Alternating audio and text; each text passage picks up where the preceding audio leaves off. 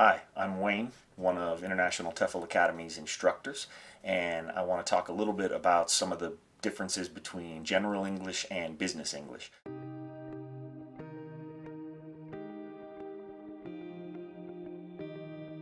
General English teaches all levels from beginner to advanced, whereas in Business English, you generally aren't going to find any students that are lower than intermediate because you wouldn't want to start teaching business content to someone who still needed the foundations of the language.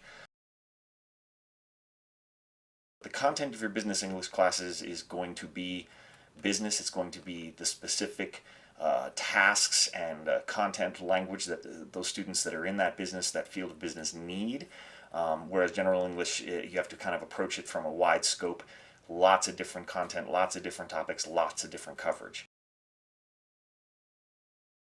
Grammar tends to be a major focus in your General English courses. Specific grammar points kind of drive the curriculum or drive the lessons. And that's not really the case in Business English. Business English is much more driven by communicative tasks. I mean, grammar is important, but that's usually a focus within a teacher looking at the things that these students actually need to do in their day-to-day professional lives and having them practice that in the classroom. These two differences I think I can exhibit quite well by looking at two different textbooks, a General English and a Business English textbook. My General English textbook is called American Headway, and this is level 3B. It's a student workbook. And my Business English textbook is called Business Result. It's the intermediate student's book. And I think we'll notice some pretty large differences right away. I want to look at Chapter 9 in both, just to give you a representative sample of what we're looking at. So Chapter 9 of this General English text is called Relationships, and so you can see that it's about sort of romantic relationships, which is an interesting topic for students, but certainly it's not as professional or serious as your Business English textbooks will be.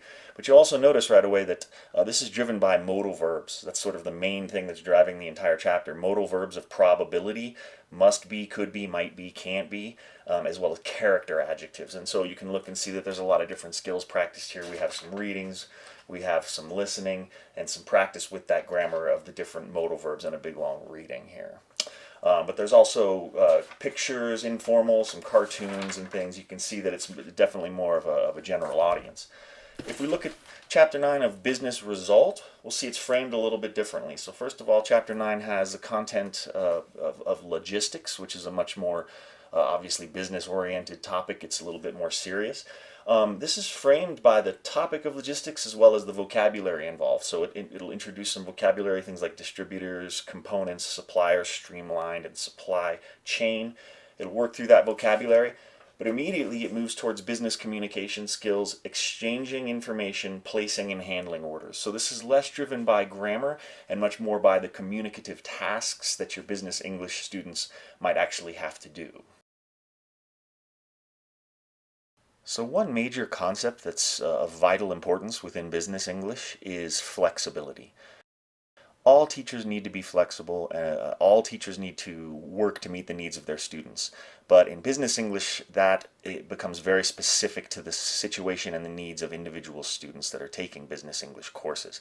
In General English, the teacher is viewed as an expert, and so the teacher and the school will generally decide the curriculum, the syllabus, they'll decide the content, they'll decide the language aims.